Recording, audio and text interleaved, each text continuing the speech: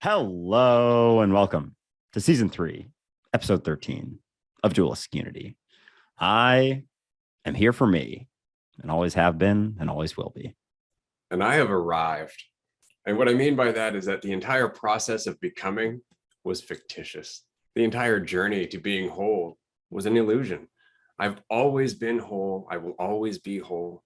And that means I'm you, because you are likewise whole, regardless of your perception of division. So it's a really nice thing to remember that whatever journey you're on is not a journey to completion. It's a journey that you get to express your completion. It's a journey wherein you get to embody your unity and let it unfold before you. And the less you think about it, the easier it is and the more you'll get out of it. Just arrive where you are now, because everything up until now led to here. You may as well enjoy it. You worked hard enough. And on that note, here we are, episode 13 of season 3, the last episode of this first year of Dualistic Unity, because it was on September 28th that we released our first episode last year. So I'm very excited about this episode. I do want to make a few announcements. The first is, of course, that Canada has dropped the vaccine mandate at the border for anybody who would like to visit. So that means that the retreat on November 12th on Vancouver Island for Dualistic Unity is now available to people who aren't vaccinated or never wanted to abide by that law to begin with, or to use the ArriveCan app.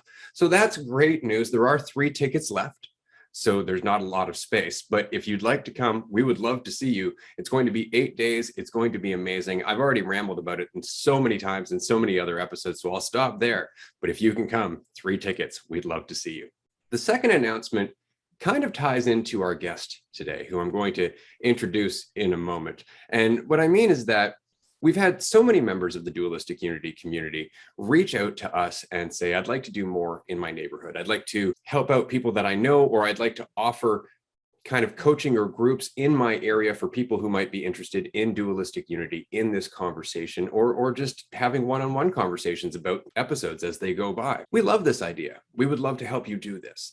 And so as a result, Andrew and I have talked, and we're going to set up kind of a coaching program. We're not going to teach you how to be a coach, because we don't want to be coaches ourselves. We just want you to be exactly what you are and to talk to other people as they figure out exactly what they are. And so we just want to help facilitate that and maybe give you a few tips along the way. So there is going to be a Dualistic Unity coaching program coming up very, very shortly, probably by season 4. I'm going to stop talking about it there, because if anybody has questions, just reach out to ask us. And I'm going to move on to our exciting guest. Her content is amazing, of course. She talks about personal development, she talks about self-love, and she explores the path to discovering our potential. I love everything about her content, and specifically what I've enjoyed watching is her journey from her previous job to becoming a coach, to finding her stride, to finding her voice, and realizing that she has everything she needs for people who come to her, because she's a reflection of them.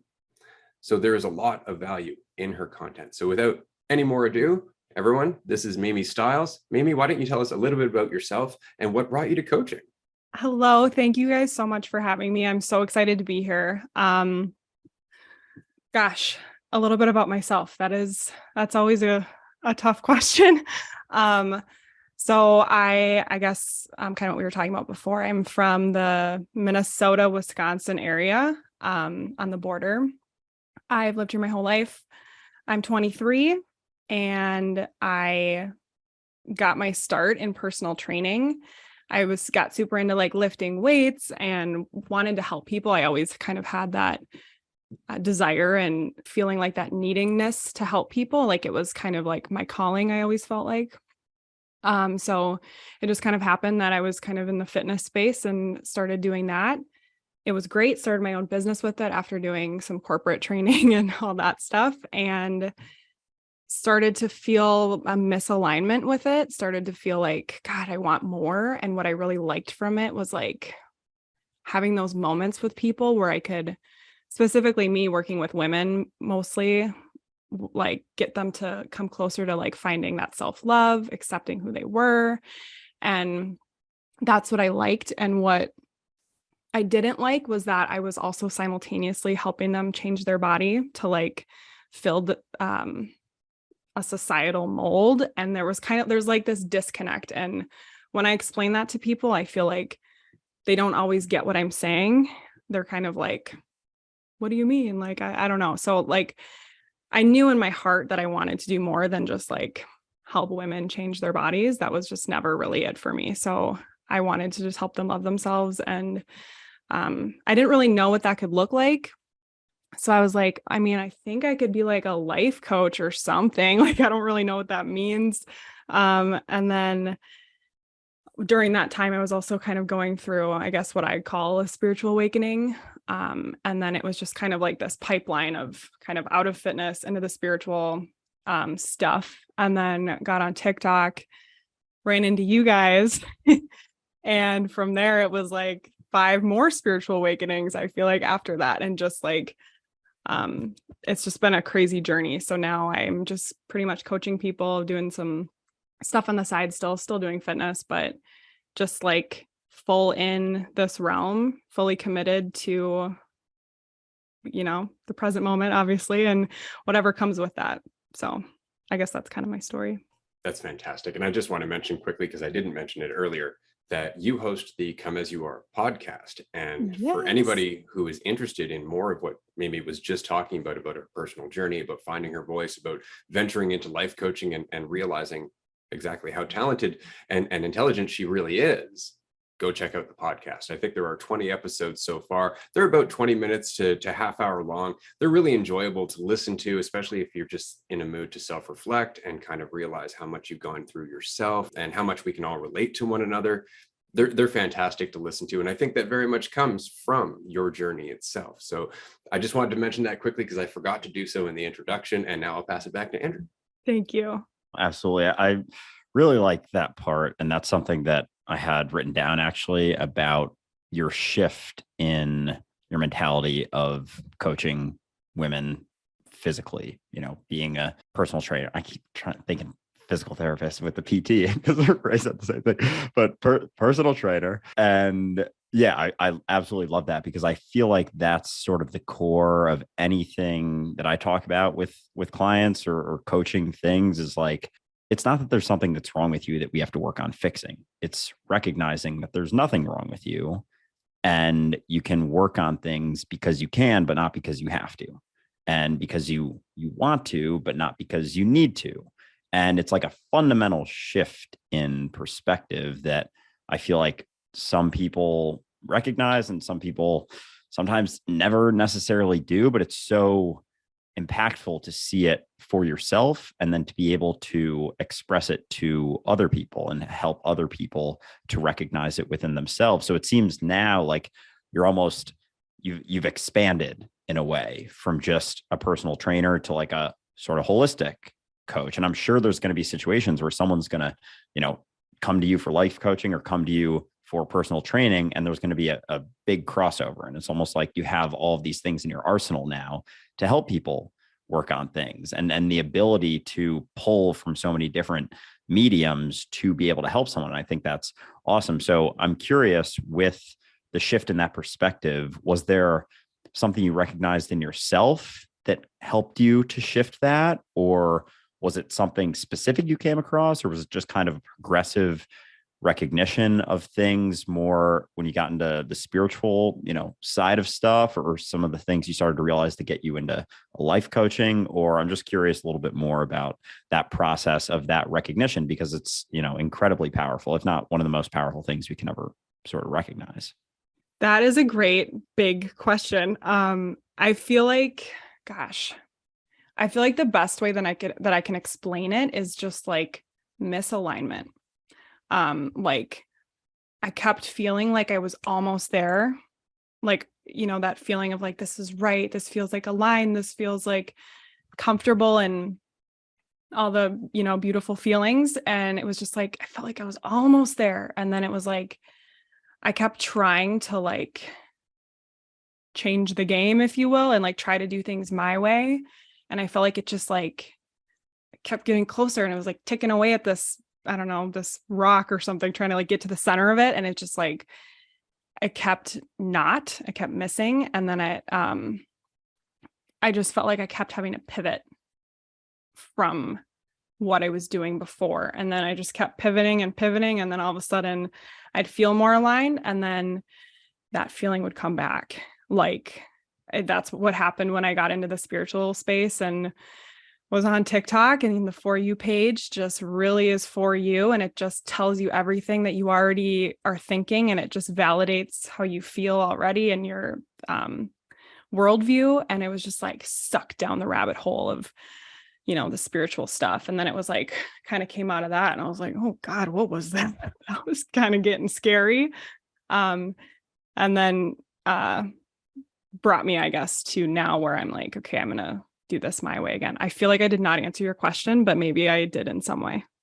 No, I think that was perfectly said. It's your process of recognizing it, and sort of, I think that's super common, is going through, that process, especially early on in spirituality. There was so much shit I went through, and I know Ray can speak to it as well. He went through everything, and he really does, like, since being with him in person, like it really hit me that everything he talks about comes from things he's been through. Like, literally, I've been down that path. I've been down that path. I've been down that path. Might be some consequences here. Might be some consequences there. So it's not just speculation. It's not just, oh, I read about this once. Like, no, I full on believed that for a while and went through it. And here's what I've learned. And that's the best way to do things. And that's what I oftentimes get caught up, and I resonate with a lot of the things you've said about, even just for myself personally, and I talk about this all the time, like being hesitant to go down a path out of fear that there might be consequences to it.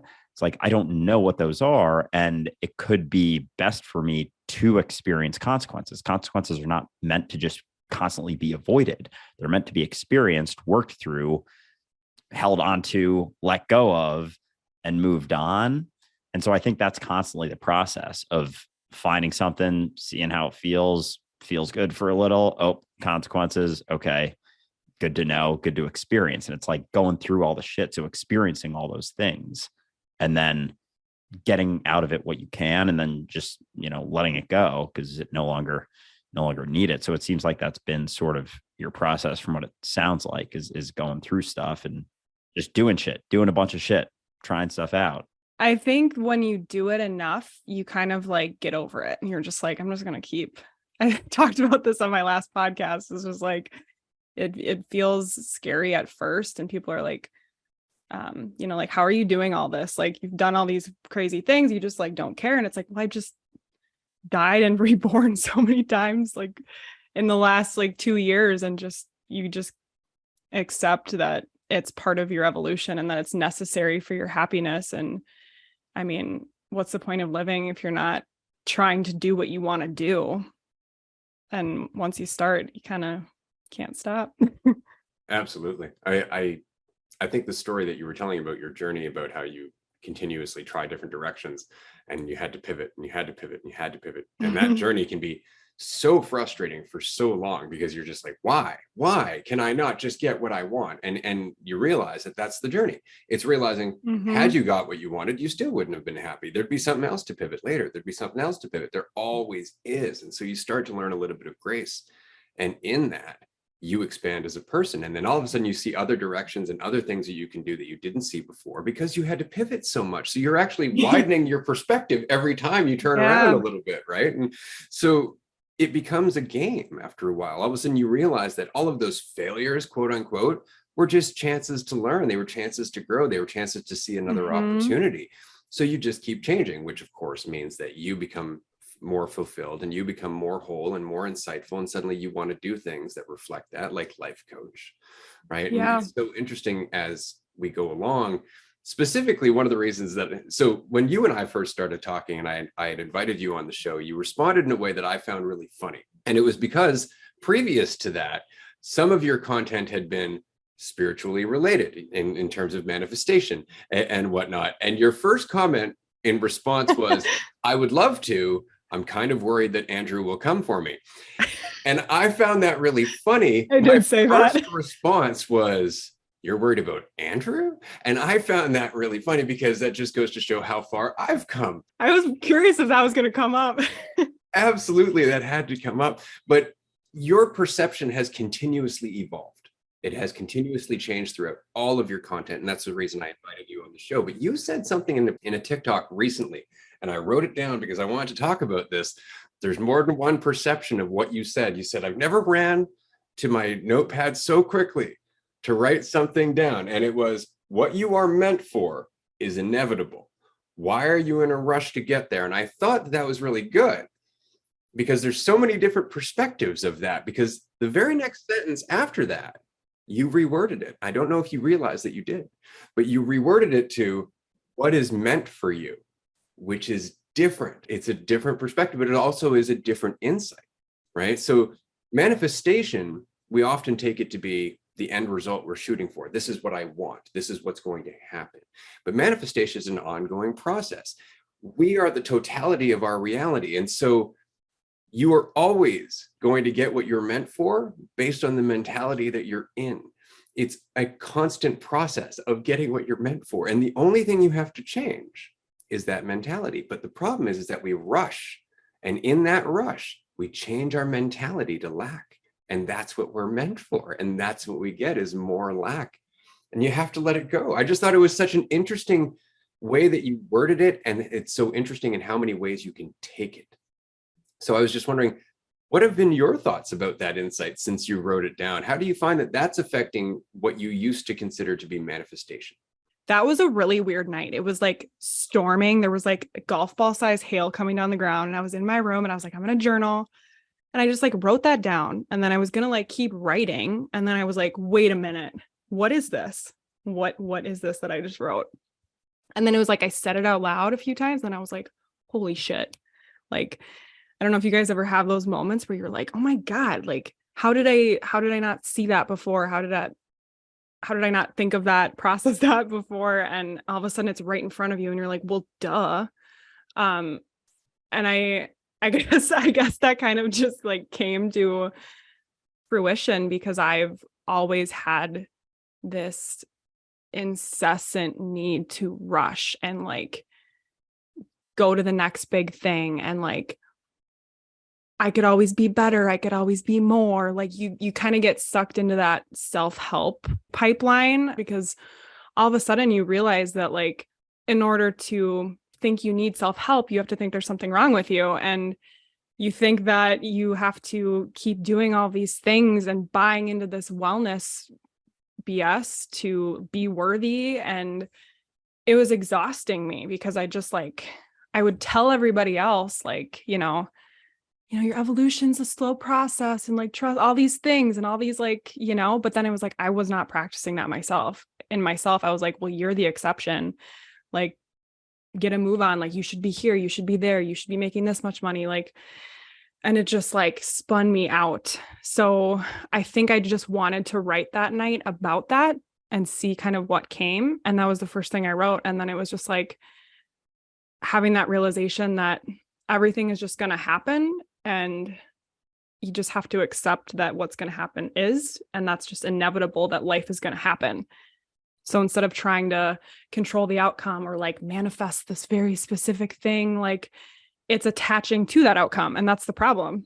Oh, absolutely. Yeah. The journey nowhere. And it's funny how much our mentality factors into all of it. Like that's more the thing. And Ray and I talk about this stuff often, and I get caught up. Like I resonate with so much of your videos and your podcast and stuff. Cause even just a couple of weeks ago, I was feeling like I had too much going on. Like there's always, especially I'm sure, and given, I think it was the last podcast you just posted was all about doing so many different things and talking to a friend or it was someone about, and they told you like, you got to do nothing sometimes, just stop doing so much. And I'm sure you can resonate as with any content creator that there's literally an infinite amount of things that you could possibly be doing, be it, creating a video, editing a video, responding to comments, responding to DMs.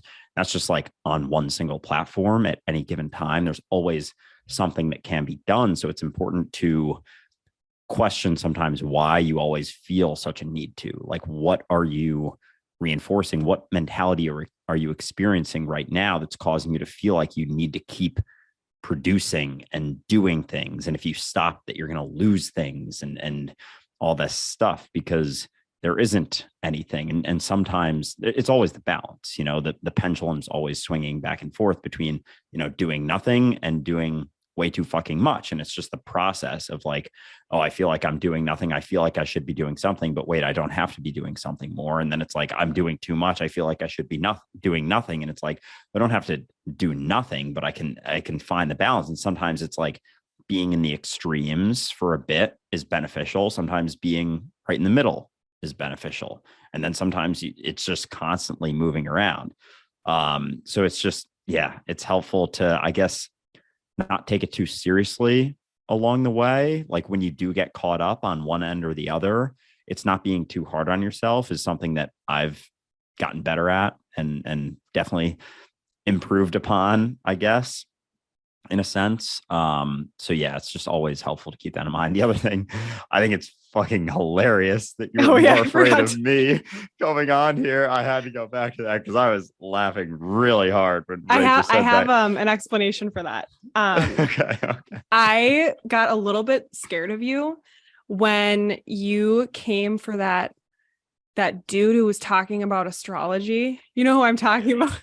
Feel good life. I know exactly what you're talking about. So I saw that and I was like, I remember being like, yeah, like he's right. Like it is just a effing Tuesday. Like, what do you mean?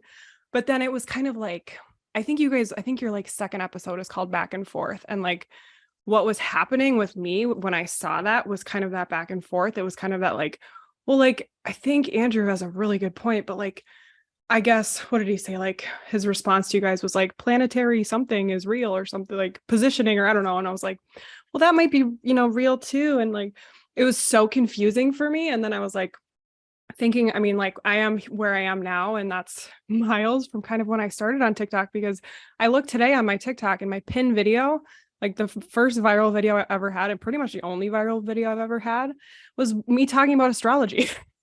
And it's just funny because I'm like, first of all, I don't talk about that stuff at all anymore. Neither do I, even really resonate with it. But then I was like, wait a second, Andrew might like come for me or something like about that stuff. Like, I mean, obviously I knew you weren't gonna, but that was the first thing I thought, literally.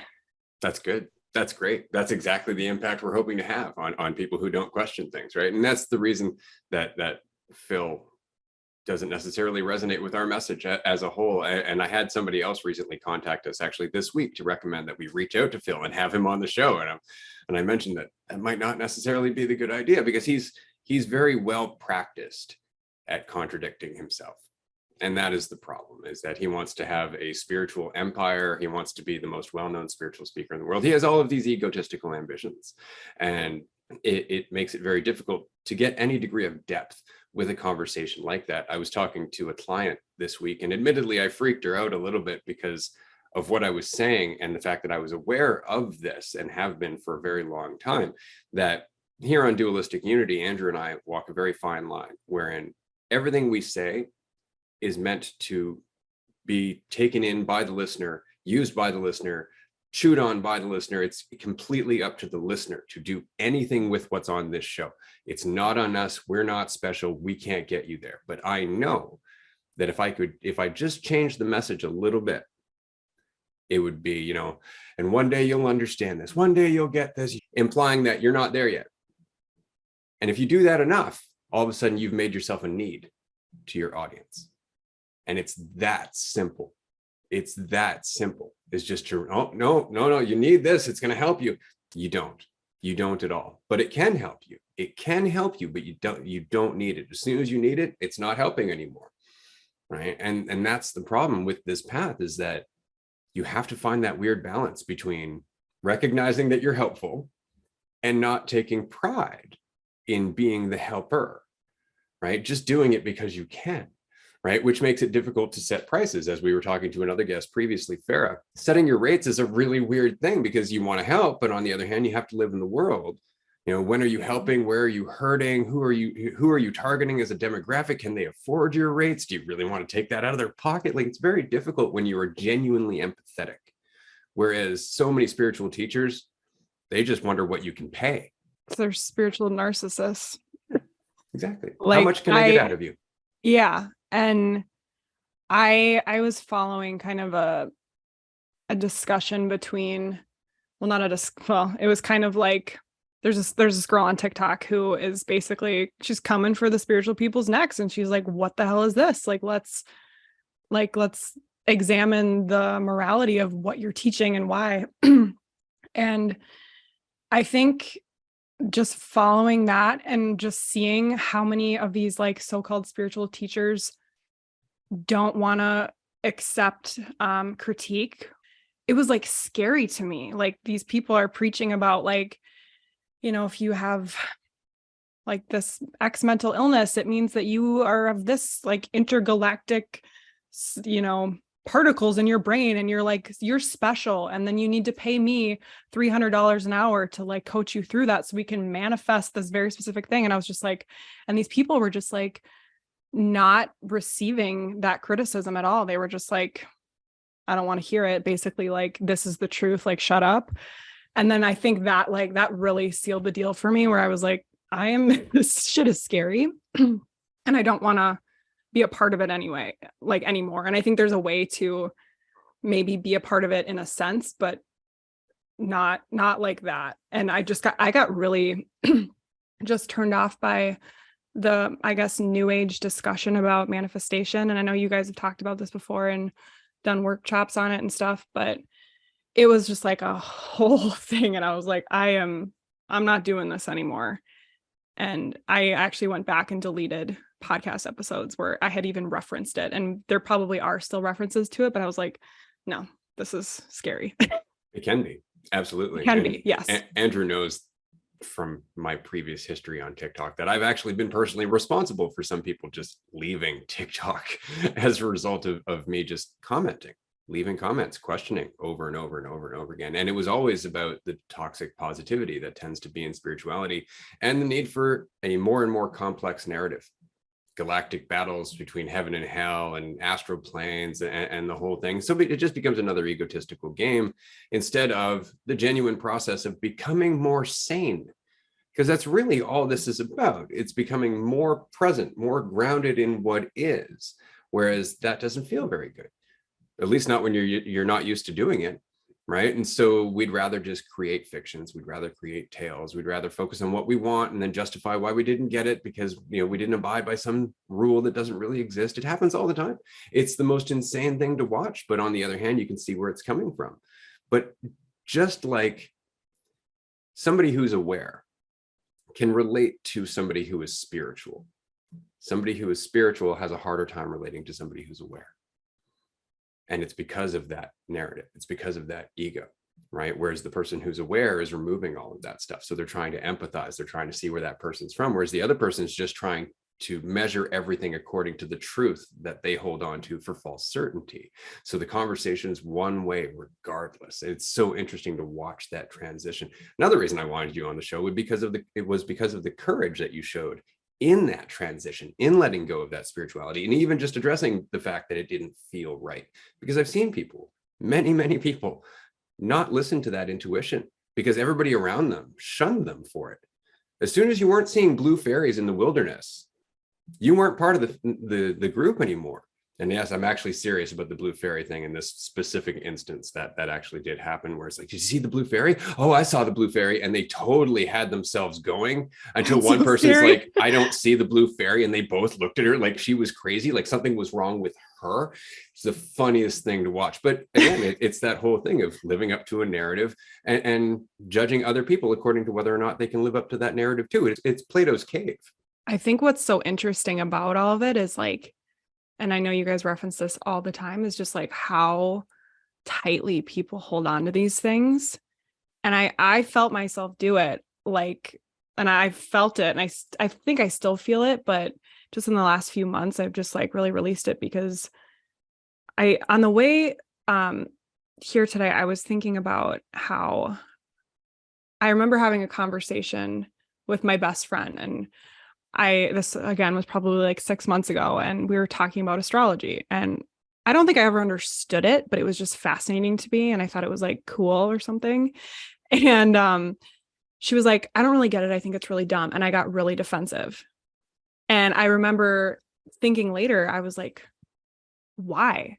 Why were you holding on to that? Why was that so important to you that, your best friend like understood it? Like, I think it's just an interesting human quality. I don't know if I feel like that's kind of a human thing for us to like attach ourselves to beliefs and attach ourselves to things that like we think are going to help us sleep better at night, but they don't, but we think they do. Yeah. Cause we're afraid and we're confused.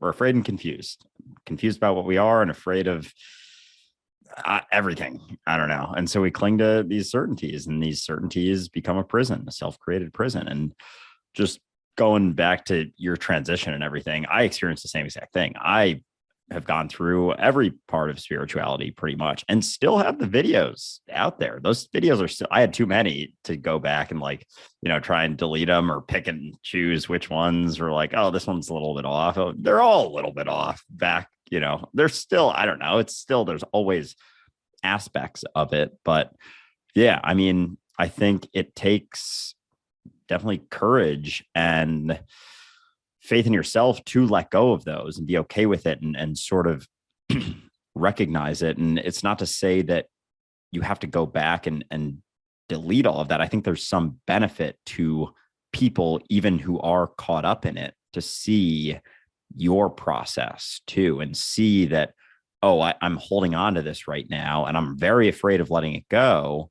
But oh, there are some people who have held on to this, and now these people, maybe they have let go of more things and they're still okay. And maybe there were people who don't necessarily follow them or resonate with them as much anymore, but they're more free because they're no longer holding on to all of this external for themselves. Like I got into crystals, into soul contracts, into everything, and I got in and out pretty quick, honestly. But like there was a big part, like when I moved into this apartment, I remember I walked around New York and like bought a bunch of crystals because I was like, oh, this shit's dope. I still have like a crystals for beginners book in my room. And it's not to say that there's anything wrong with that at all with crystals, and it's not to say there's no impacts of them, but I think it's the mentality of relying on the external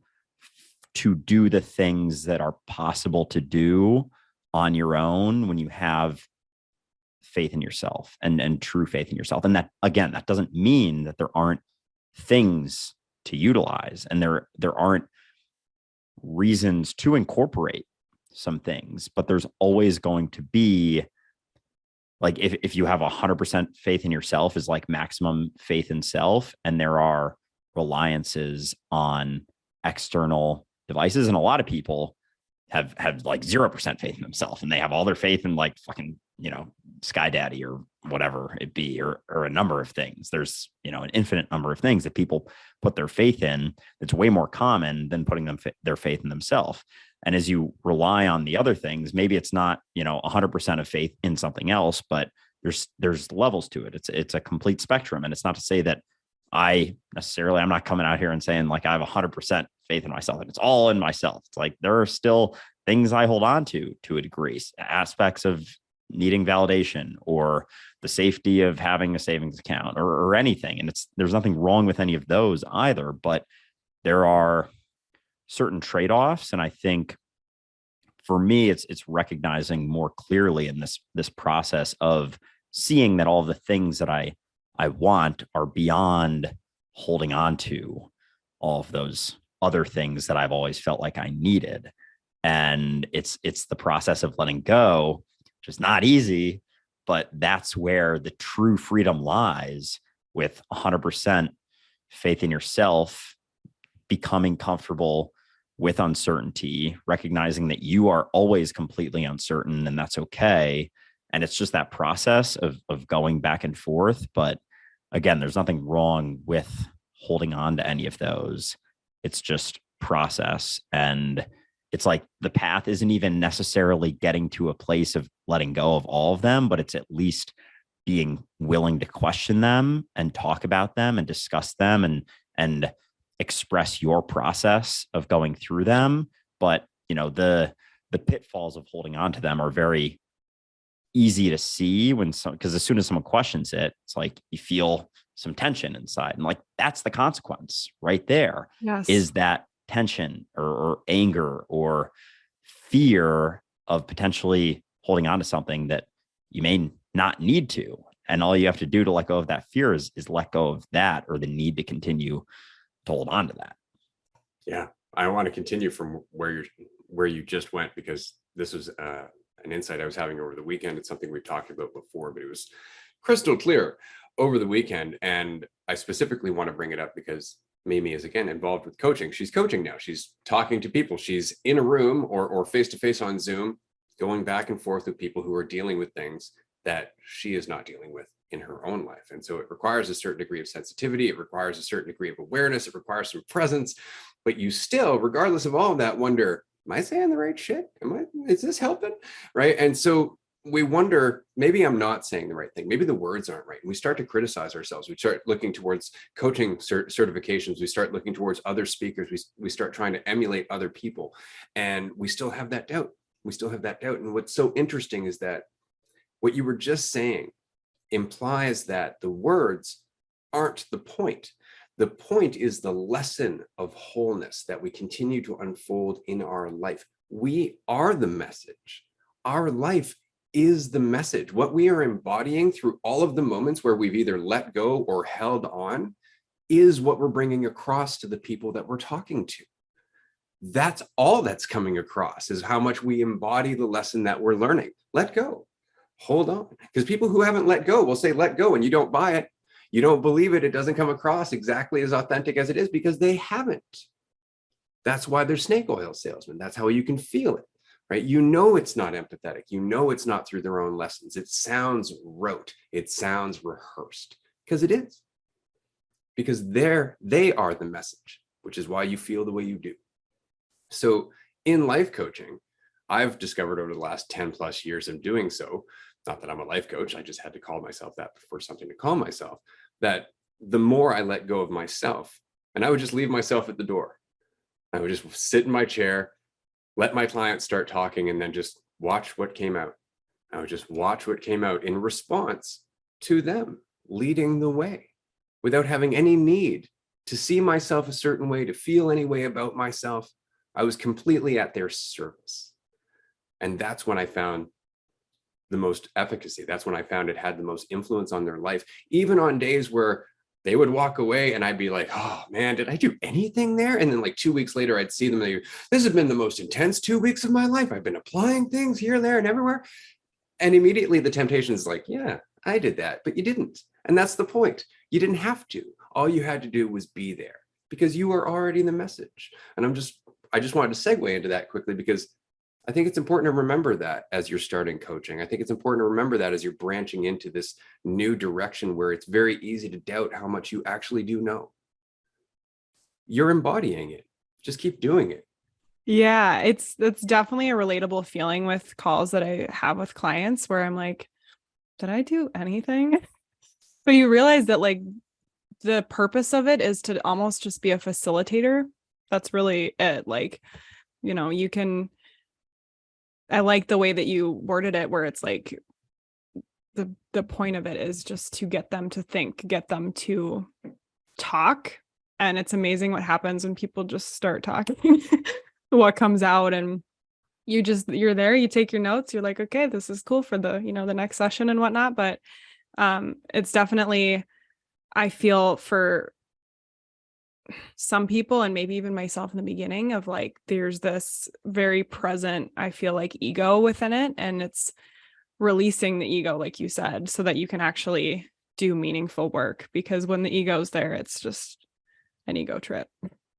Absolutely. I think that for myself has been my process with one-on-one and client stuff, is like, it's gotten easier the less I try and do anything or like express my wisdom and things that I've heard. And it's like, luckily I've been talking to Ray for a while, and we talk about this type of stuff often. And I know he's been doing it for a long time. So I had, I didn't go into it completely blind with like, oh, I got to be this thing. Cause I feel like that's where people start oftentimes. It's like, oh, I gotta be this thing for this person. I gotta help this person. I gotta save this person. It's like, no, you don't.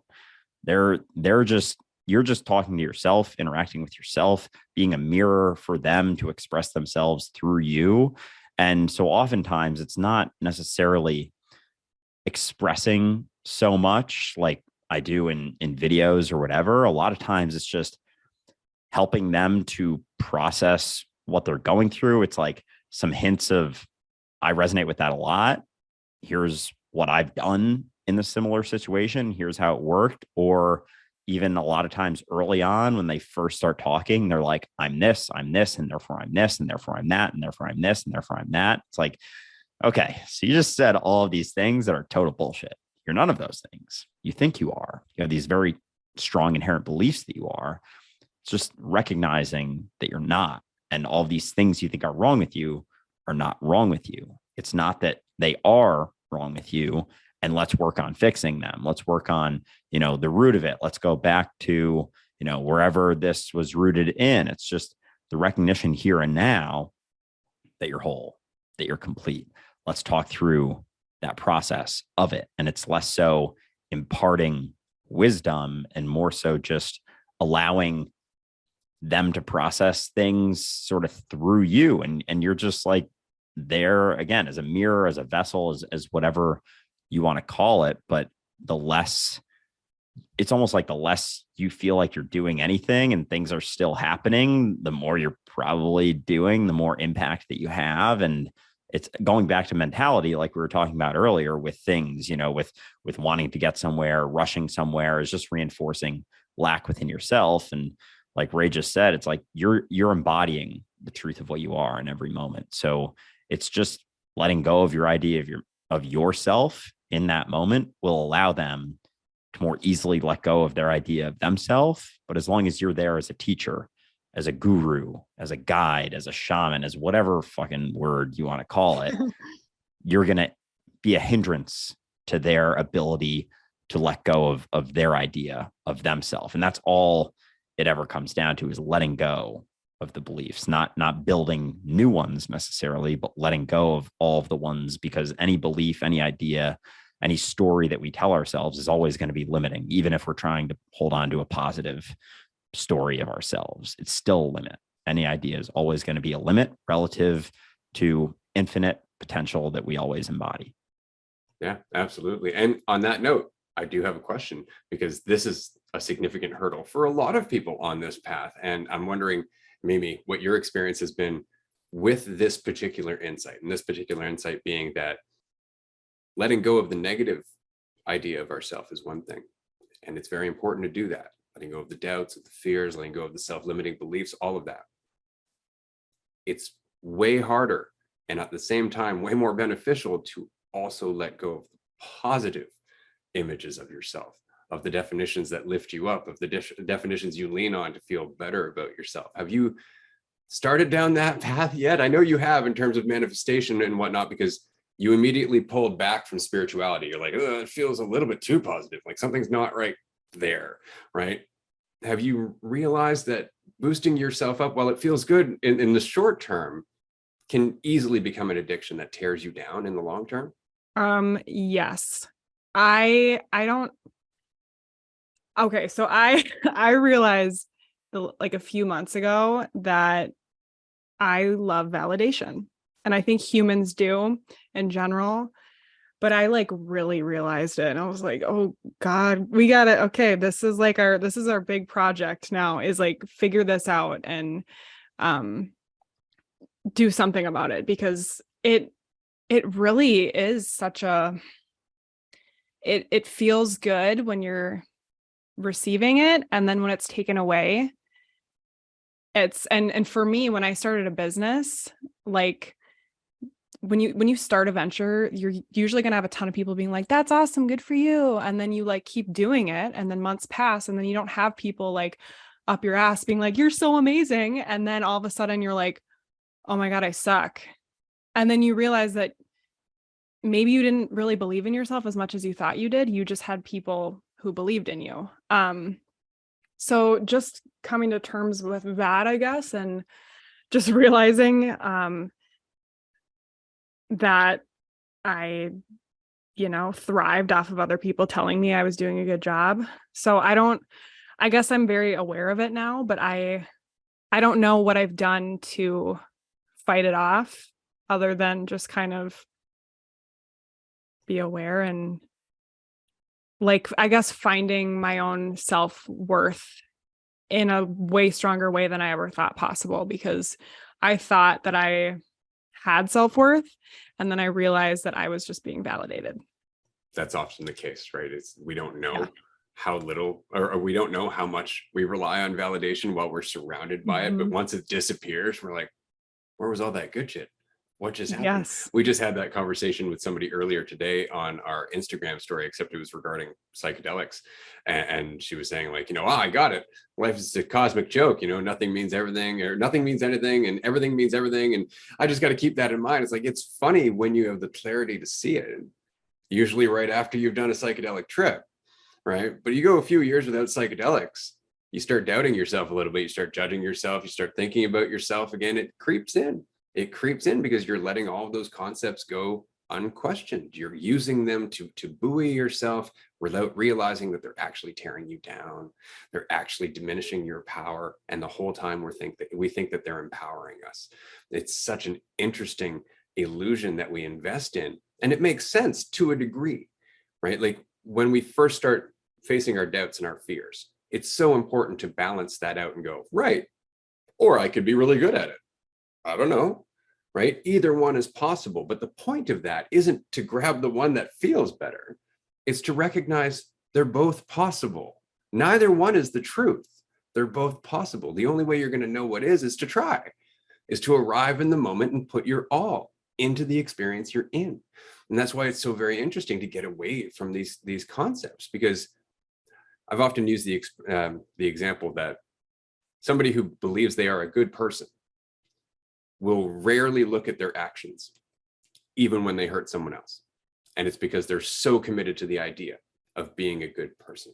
They will actually say, no, I was in their best interest, right? I was thinking about them, right? It's like, well, they didn't really feel like that though, right? Maybe that's not the impact you had. And somebody who's willing will go, okay, maybe you're right. Maybe there's something there. Maybe I'm not looking at the right perspective. But if you hold on to the idea that you're good, you'll never question it. You'll never question it. You'll question anybody who threatens it though, right? And it's always like that. We always have to live in that gray area, because it's in the gray area that we have the most ability. Yeah, it reminds me of Teal Swan.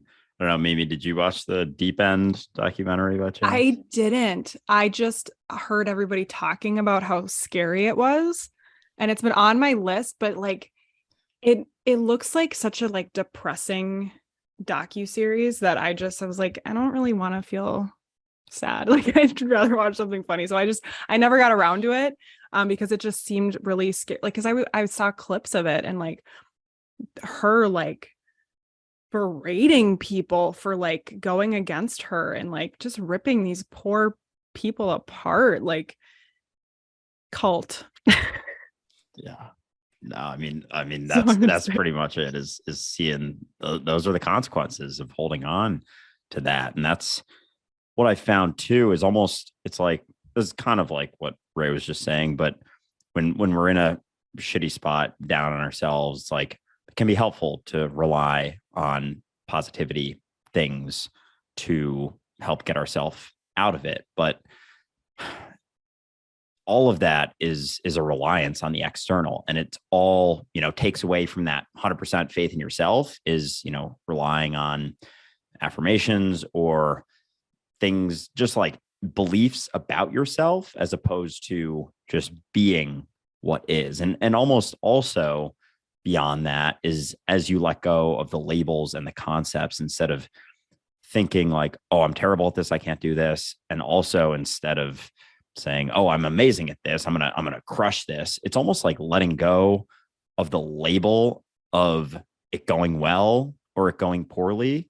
Because the reality is that within the realm of uncertainty, going well and going poorly don't actually exist, because at the end of the day, we don't know what going well actually even means. Maybe, 12 years down the road, you can look back and see that, oh, that did end up leading to something that led to something else, that led to something else. But we're in that perpetual state of things happening. Like we're changing at all times. And so a good event or a bad event doesn't actually exist in reality. It only exists conceptually because there's no division between events. There are no singular events. There are no individual events. It's all just eternity, like the eternal now. That's what it is. But we conceptually divide them. So even relying on the idea of doing well or doing poorly is still living in the realm of concepts, because we have to use concepts to divide moments or experiences. But it doesn't exist. So I guess beyond even the affirmations, it's like letting go of doing a good job or doing a bad job. It's just sort of like relaxing into that state of uncertainty of how things are going to go, how you think things should go, how you want things to go, being like, I don't know how this is going to go. And that's okay. I'm going to, prepare to the degree that I can. I'm going to do as best as I can, and see where it goes. But even the possibility, even like, doing poorly when we go through it could lead to, better case outcomes. So it's interesting as you let go more and more of the concepts and the labels. It's like there aren't actually good and bad, positive and negative experiences, because it's all just process. And even the need to look back at something or look forward to something and think of, the best or the worst case outcome doesn't make much sense anymore, because even that is taking away from your experience here and now, which can inform any other experience moving forward in that mentality of what you're embodying in this moment, as opposed to getting so hung up on thinking about and wasting energy on labeling everything that's happening. So even the ideas of good and bad become less and less relevant as you let go more and more of all of the concepts as truth. I think I wasted a lot of my life worrying like for that exact thing. And I'm sure we all have, but it's like, it's weird when you like get to the point where you're like, you realize how much of a waste it was and how it wouldn't have mattered anyway if you worried or not. And it's like, things just happen and then they just happened. And then it's like, you just keep going, and however they turn out, there's always like, it always makes sense when I look back. I don't know if that makes any sense to you guys when I say that, but like, I look back on my evolution, even this the last few years, and I'm like, I'm really glad that everything that happened that way. And it just kind of all just flowed. And I look back and it makes sense. And in the moment, we get so fixated on like, what's next? How can I get there? How can I like manically make this be a good outcome, or, be successful in this or that? And it just kind of happens. And then you just realize that it just is. It's fine. Yeah, you arrive. And that's it. In your arrival, you are there. And it's the best thing you can do for whatever it is that you're doing. That's the whole point. Like there's nothing else to it except just being where you are. You worked hard enough to get there. I mean, and I said this earlier, but it's true. In my life, for example, I wasted, and I'm going to correct that word. It's not that it was a waste.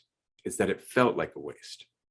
And it has felt like a waste looking back in states where I wasn't seeing things clearly. For a decade, I couldn't see anything except myself and the dark hole that was becoming. And afterwards, I went, oh, there's an option? I don't have to be in that? And it was that decade that informed my commitment to that option. It was that decade in hell that made me damn certain I wasn't going back. And it made me want to help others so much because of that decade. So there have been times where I look at my daughter who's 15, for example, and I look back at when I was 15 and all the shit I was going through at the time, and I go, oh man, it's brutal. Like there's so much I could have done with that. There's so much that I could have found in terms of opportunity and potential, but I had my head squarely up my ass. And now I go, right, but I learned how to get it out. I learned how to not put it back in there accidentally, right? And I learned to recognize when other people are putting their head up their ass, right? And you get some sensitivity to that. And that's what helps everything. So it wasn't a waste because I couldn't have learned it otherwise. In the same way that I couldn't have learned Kung Fu without getting punched a few times. It's just par for the course, right? It's just that we look at it and we go, that was unpleasant. Did it have to happen? Yeah, it did. Otherwise you wouldn't gain the strength. That's the point.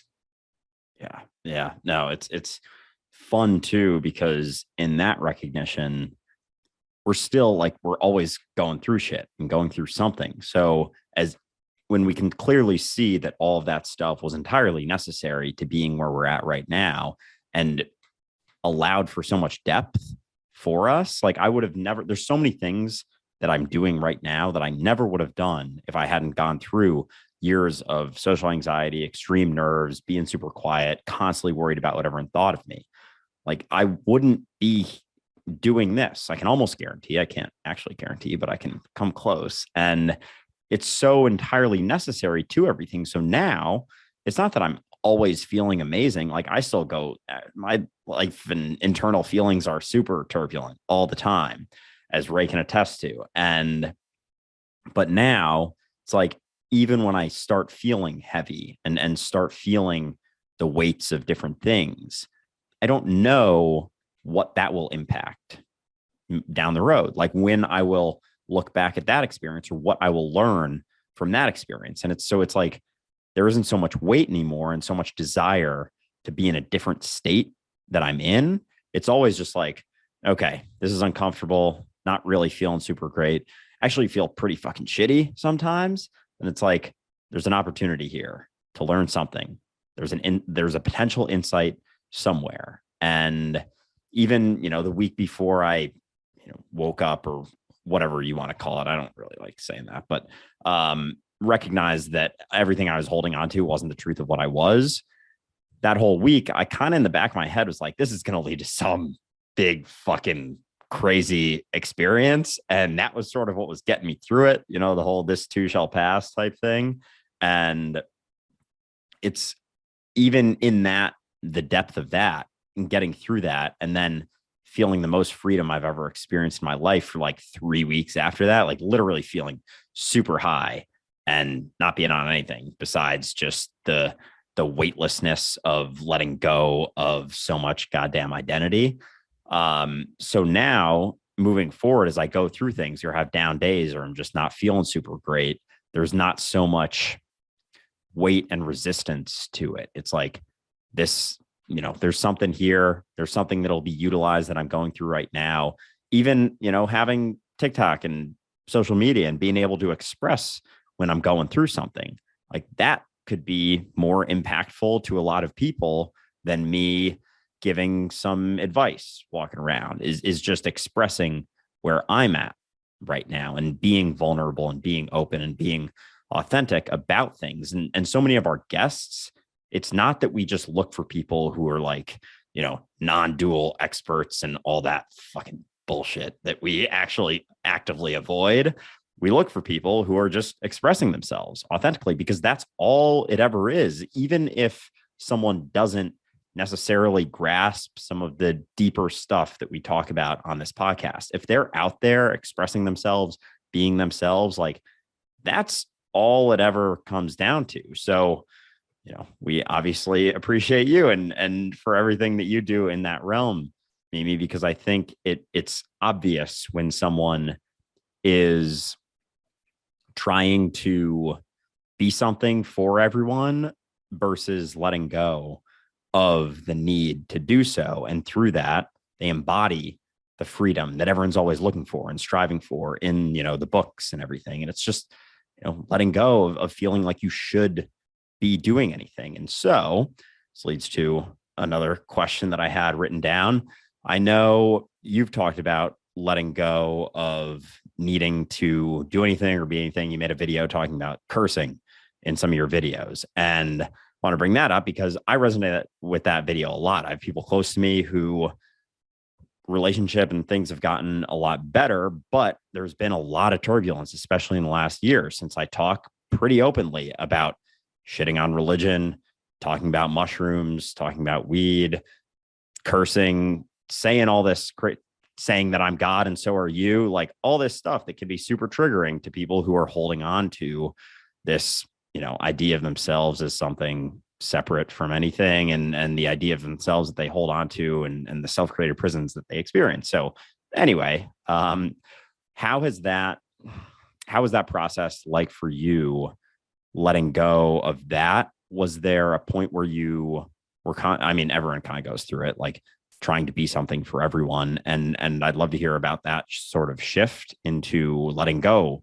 of that, because there's so much freedom in that, and everyone has a little bit of a different process of that. And so beyond just like letting go, but also like how you have handled those types of situations, because I think a lot of people, especially who talk about this type of stuff or are starting to experience more freedom, obviously get met with a lot of resistance to people who aren't free. So I love hearing about people's stories with that.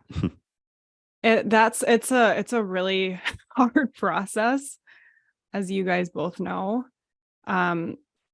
And maybe you can relate, Andrew, because you're from Minnesota too, and I feel like it's very, you know how people are here, very like homey, and like, I was just on another podcast. She's from Minnesota too, and she moved to California, and she was talking about how, she knows she's home because the neighbors come outside and they like come over to the neighbor's house and they're like, how are you doing? And like, it's just like, it's very, Christian family, that kind of vibe. So it makes it difficult. And I know that's not, that is universal, just here, but, I guess for me, I don't know. I feel like I just realized that if I wasn't doing what I wanted to do, and if I was like fabricating myself for other people, that I think I discovered that like it also read, like you can tell when people are not being authentic. And like I feel like I'm going in a million directions right now, but I think like growing up too, I spent a lot of my life trying to be liked, to get that validation, and trying to like be cool. I remember like in middle school and high school, like kind of jumping friend groups and like trying to like fit in with the cool kids, but I like always kind of felt like an outsider. And it was just like this pursuit to be accepted and loved. And like, for what?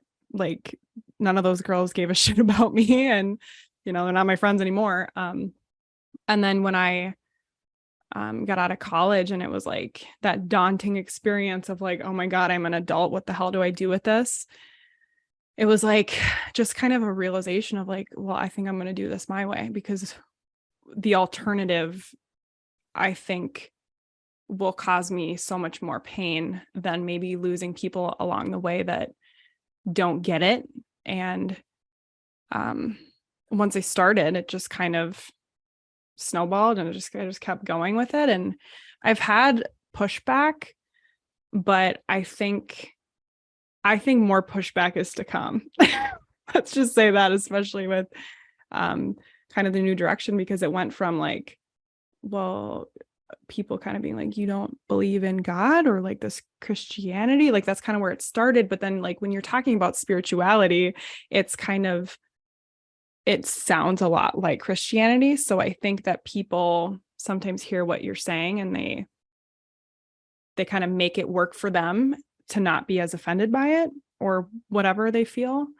But then kind of going through that pipeline and coming out of that now, it's almost like, I feel like I'm going to piss off the like really spiritual people that I already know and follow me. And then like, I'll really piss off.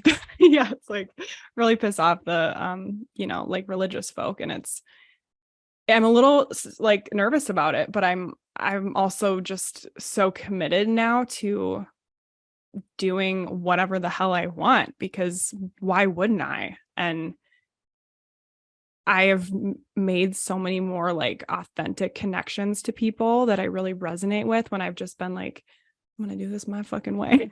And it's just, I've loved that process, even though in the process I've had a few people be like, really, Mimi? Like, I kind of get concerned about like the stuff you post and how open you are. And I was like, well, that's not really my problem. Like that you feel that way. Like Am I being an asshole? Am I being a mean, awful person? Like, as long as I'm like leading with my heart, I mean, your response to that is kind of not my problem.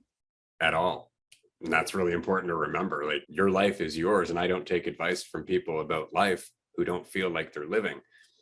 At the end of the day, everybody who's judging me is probably avoiding something. They should probably get back to their own life. Leave me the fuck alone. And that's important to remember. So I'm more than happy to get out there and swear, which is one thing I really enjoyed about that point. It was the fact that you like to swear on your podcast because it feels more natural, and it's also disarming.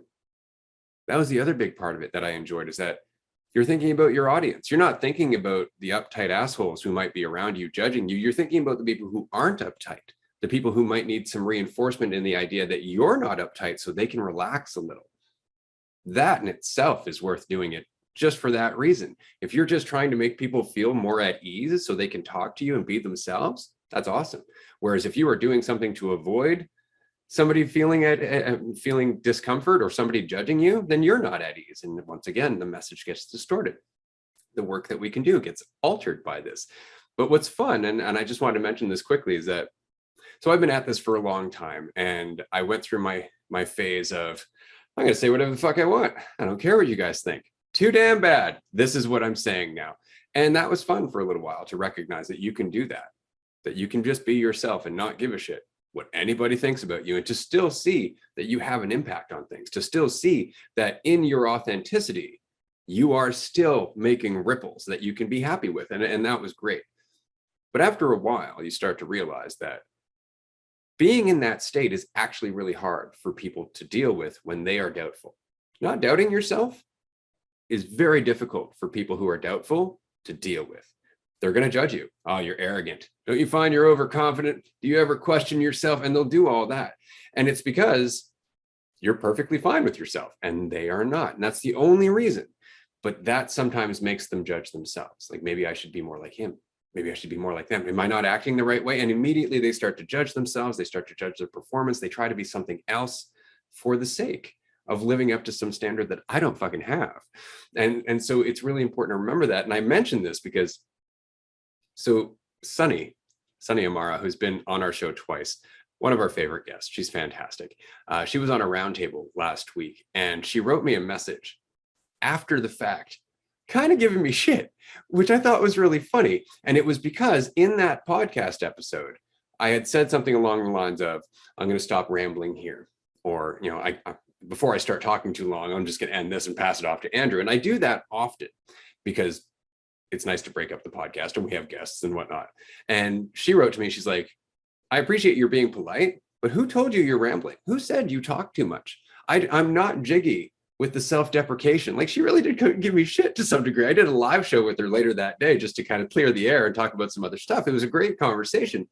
But my response was, I don't worry that I'm taking up space. I could talk the whole damn episode, not feel bad at all. But in admitting I do have a tendency to ramble, in admitting that I do sometimes go on a tangent, I'm saying it's okay for you to do that. I'm admitting vulnerability so everyone else lowers their expectation of their own performance.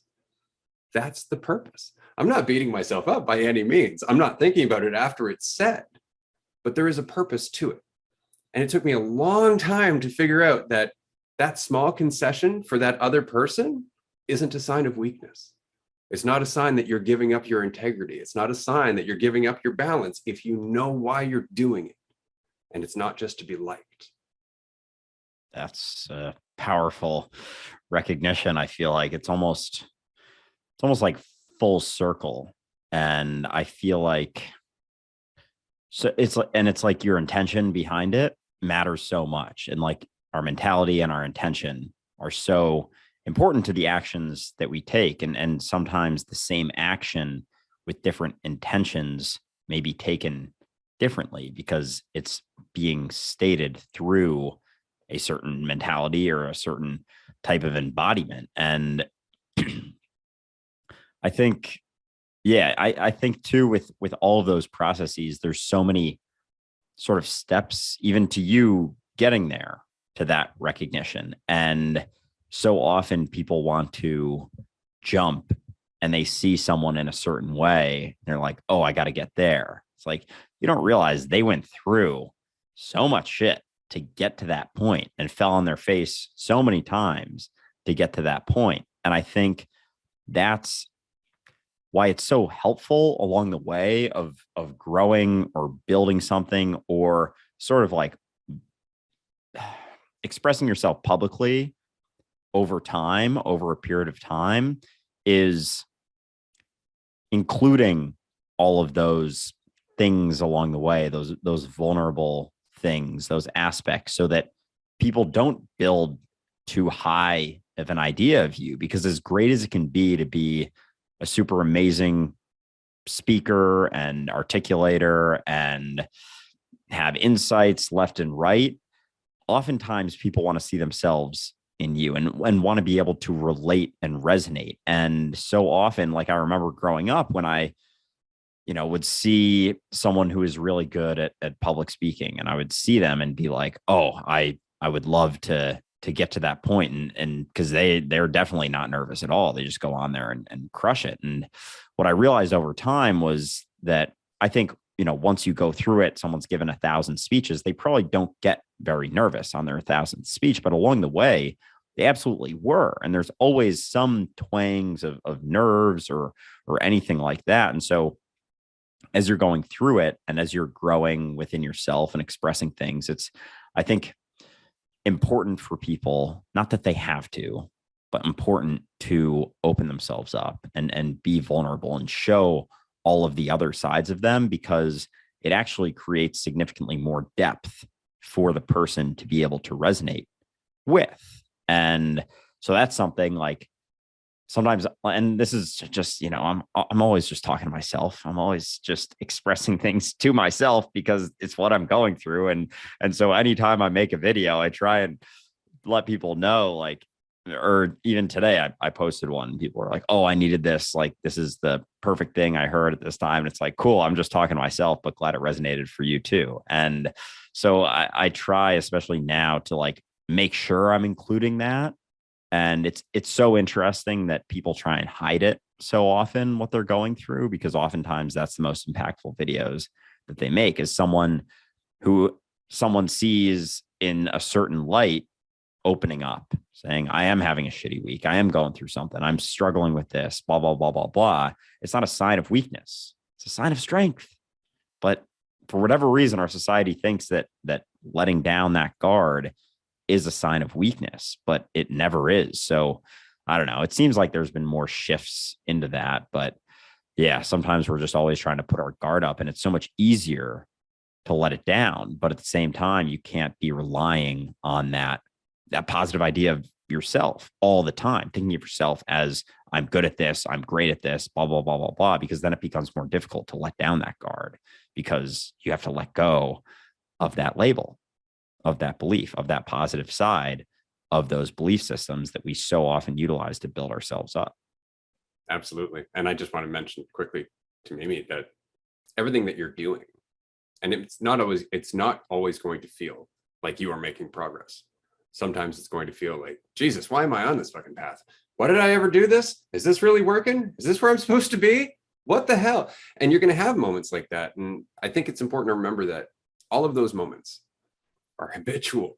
It's habitual. It comes from identifying. Your brain immediately has to compare this concept of you to everything else you know in order to build context. That's all it can do. It's trying to guess. Who are you among all this? That's all it's doing. And it's guessing. That's the important part to remember. It's just guessing. You don't actually have to pay attention to that shit. It's already just processing. It's your brain trying to figure out the next insight to present you with. But we hold on to those thoughts. We're like, oh, obviously something's wrong with me if I'm having these thoughts. It's like, no, that's the balance to the insight that's coming. That's the shit you went through to achieve that insight. Let it happen. Stop thinking about it. It's already there. It's working for you. You don't have to be involved. You just need to let it be. Have a tea. Go listen to the wind. Whatever it is you got to do, just let it pass. And it will. It will pass. unless you're focused on it, unless you identify with it and you cling to it. And then all of a sudden it's right in your focus all the time because you think that somehow you can resolve it. And if you can resolve it, then you'll be fine.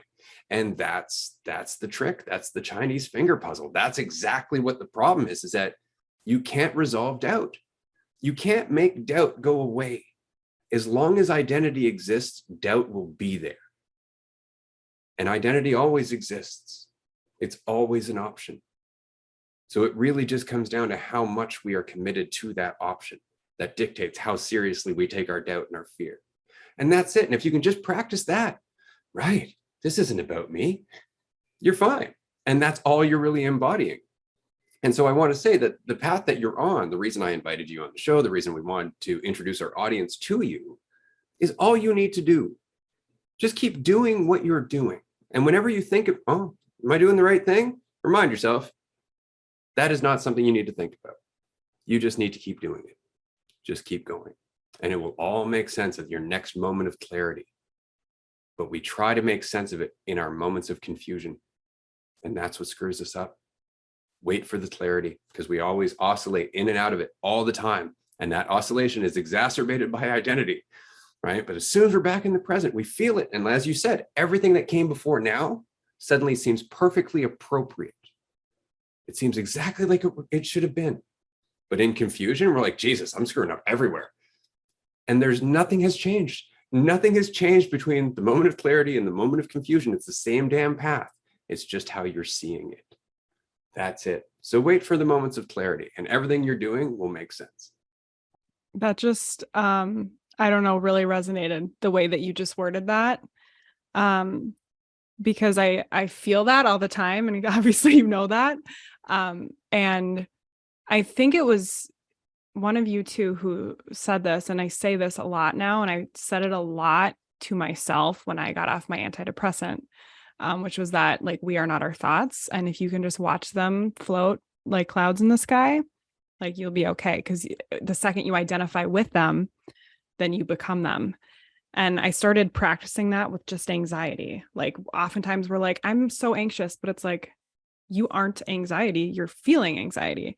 Why are we identifying as anxiety? But that's just, I don't know, that was just a really good way to put that. And it definitely resonates with me and where I'm at, because there is this weird oscillation, I think is the word you use, between that like confusion and that. I use the word manic a lot because at least that's the way that I feel in my brain sometimes when I'm like, oh my God, I want to get to the next thing. I want to figure it out. And it's like, when we try to figure it out, we don't figure anything out. And you just spin your wheels and you're not going anywhere until you can just accept the fact that you don't need to figure anything out. And then it figures itself out. And then you look back at that same analogy or whatever, and you're like, oh, it all makes sense. It's all fine.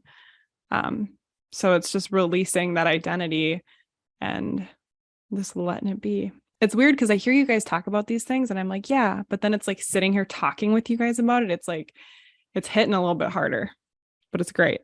No, that actually, yeah, everything Ray just said and you just said, Mimi, resonated with me a lot as well. And it's so funny how often it happens and I get caught up in the same type of shit. And it's so often, like you just said, Mimi, letting go of the identity, letting go of the idea of yourself, because there was a video I posted a week or two ago about like primary versus secondary reality.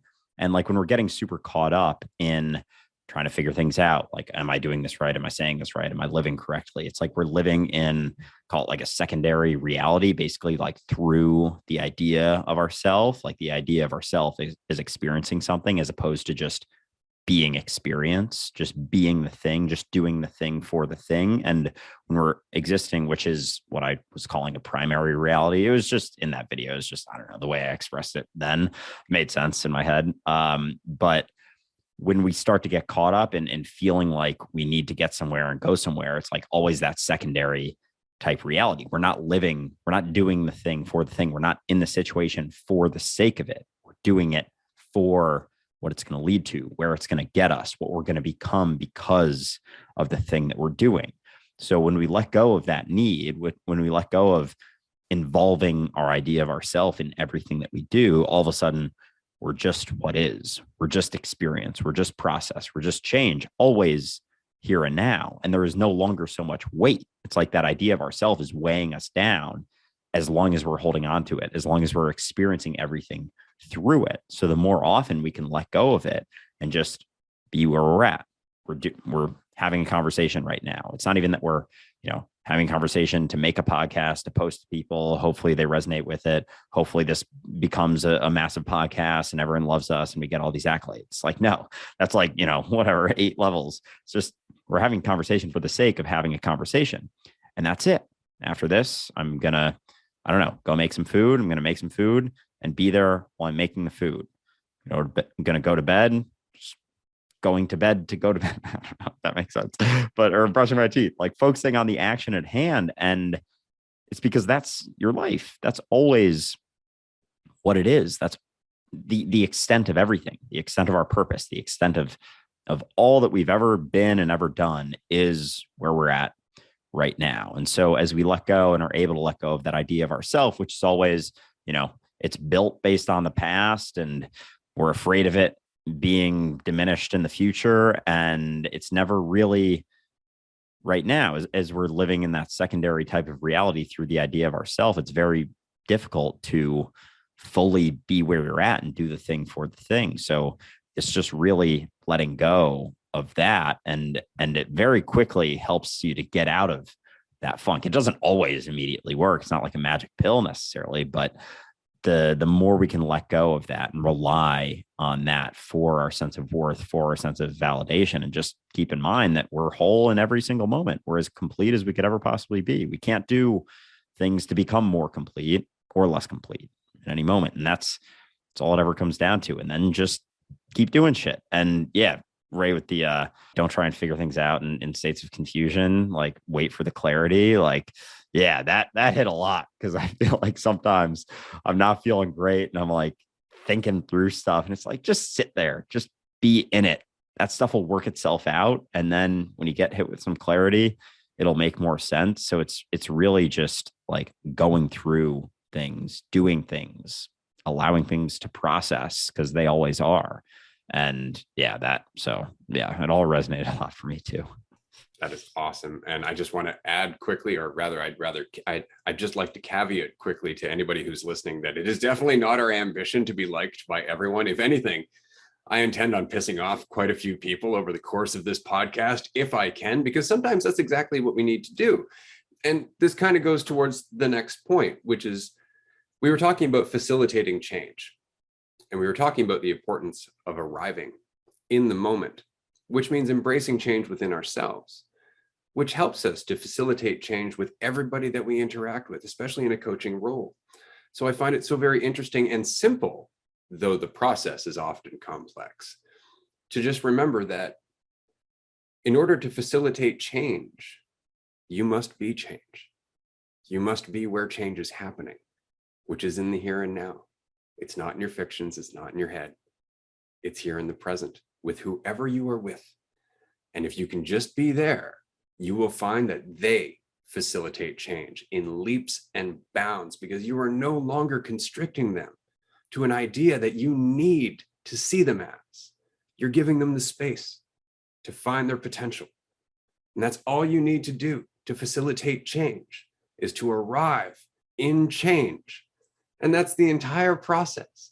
And everything else that you go through, everything else that you think, everything else that you doubt is the journey to accepting that you are already that process.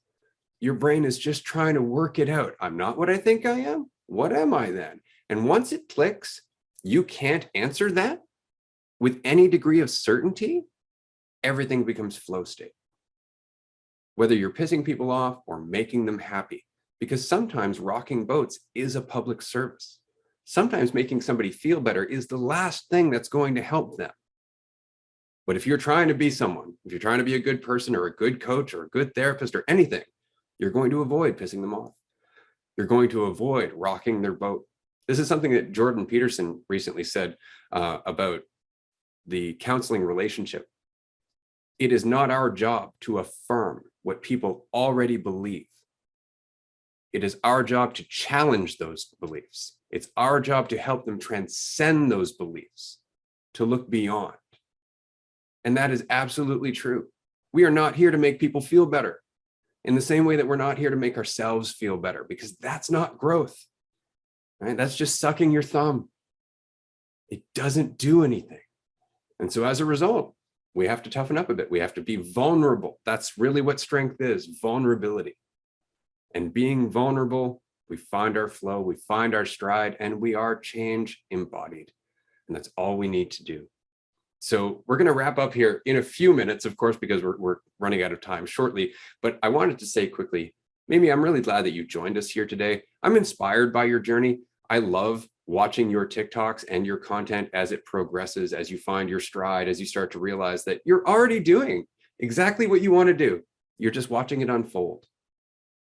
And that in itself becomes a lot of fun once you just get out of the way and let it happen. Don't rush. As you said, what's meant for you will find you, right? Because it's always finding you. This is the process of you continuously seeing exactly how vast and limitless you are. And your reality will continue to reflect that. So I just wanted to say that quickly. Thank you for being here. Thank you for having me. Thank you. Thank you. Yeah, no, going back and forth, struggling, going in and out of clarity, getting caught up in bullshit, recognizing that it's bullshit. That's the path.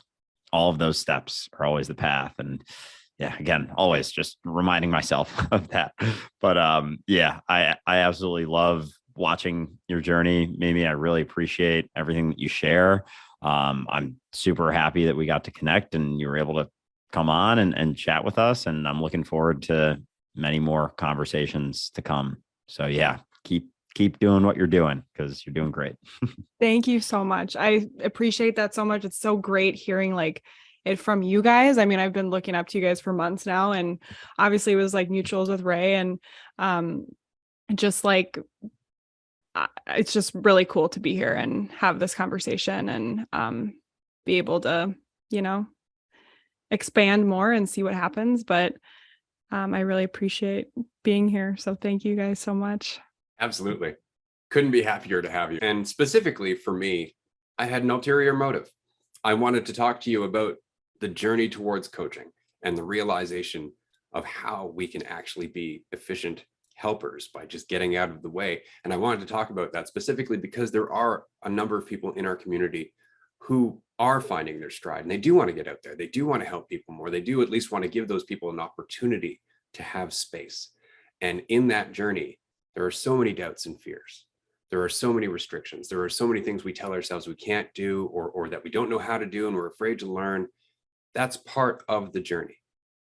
I really wanted to communicate that. And I wanted our audience to see how far you've come in your journey and how good you're feeling about it, regardless of the ups and downs, but that you have that clarity to keep going, because that's all you need. That's all you need is the intention, which comes from empathy and awareness, right? And you can't fake that. So I'm very excited to see where you end up. And I'm excited to have you back on the show in season 4. Of course, we're going to invite you back, maybe for a roundtable next time, so we can get you in more of a group conversation. We're going to wrap up here. I do want to remind our listener, of course, that we do have group chats 3 or 4 times per month, including a free public group chat coming up on the first Wednesday of the month. You can register for that at dualisticunity.com. We love the group chats. It really is a chance for us to just do exactly what we did here, which was flow around, see what everybody has to say, pull some insights out of it, compare some notes, relate to one another. It is probably one of the most powerful offerings that we have on Dualistic Unity. It's just the chance to relate with people who are on the same journey that you are, despite how different those journeys might be. So if you can, definitely join us there. Mimi, I do hope that one day we'll see you at one of our retreats or one of our public events. I would love to meet you in person. I imagine the conversation would be intense and fun.